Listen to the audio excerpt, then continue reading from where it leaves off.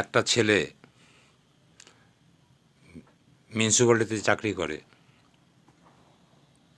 সাফাইয়ের কাজ করে, ক্যাজুয়াল, কিন্তু দেখতে খুব সুন্দর, ভালো ঘরের ছেলে। আমি বললাম, ভাই তুমি এই মিউনিসিপ্যালিটি সাফাইয়ের কাজ করছো, তোমাকে তো দেখে বোঝা যায় না। বলছে, হ্যাঁ দাদা, ওই মিউনিসিপ্যালিটিতে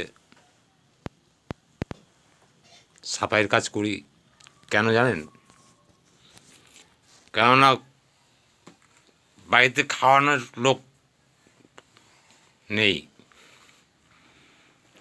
অত বড় সংসার আমার ওপর দায় পড়েছে, তাই এই কাজ করতে হয়। আর 6,000 টাকা হয়ে যায়। বলছে না, কারণটা হলো এই যে সাফাইয়ের কাজ করি, তাতে আমার 6,000 টাকা না, আমার মোটামুটি 20,000 টাকা এক্সট্রা পয়সা হয়। আর কীরকমভাবে? বলছে, এই কাজ করি দেখে সবাই আমাকে চেনে এবং সবাই বলে, ভাই আমার ড্রেনটা একটু পরিষ্কার করে দেবে, আমার টয়লেটটা একটু পরিষ্কার করে দেবে।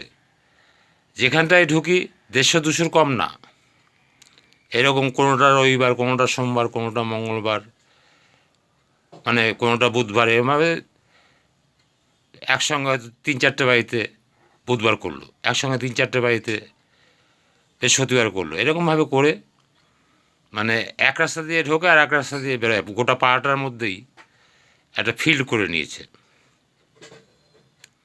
দেখুন, ছোটো কাজের মধ্যে কত পয়সা, কিন্তু আপনি আমি করতে পারবো না। ছেলেটার কত বুদ্ধির তারিফ করতে হয়। আবার বিকেলের দিকে একবেলার ব্যবসা দেখুন, রুটি। একটা বুড়ো মানুষ, বুড়ো মেয়ে লোক ভাজছে, আর একটা বুড়ো মেয়ে লোক বেলছে। 1 কেজি আটাতে 35টা রুটি তৈরি করছে। 1 কেজি আটা 40 টাকা, 45 টাকায় কিনছে, 4 টাকা করে বিক্রি করছে। কত টাকা হয়? আলো মাসিমা, মোটামুটি কত হয়? বলছে, বাবা তুমি তো কাছের লোক, 800-900 হয়। আর 500-700 তো হয়। বলছে, সে তো হয়।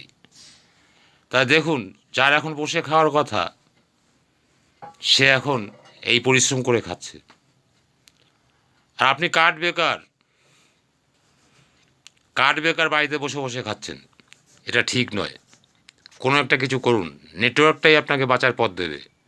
নেটওয়ার্কটা ধরুন শক্ত করে, শিখে নিন ভালো করে।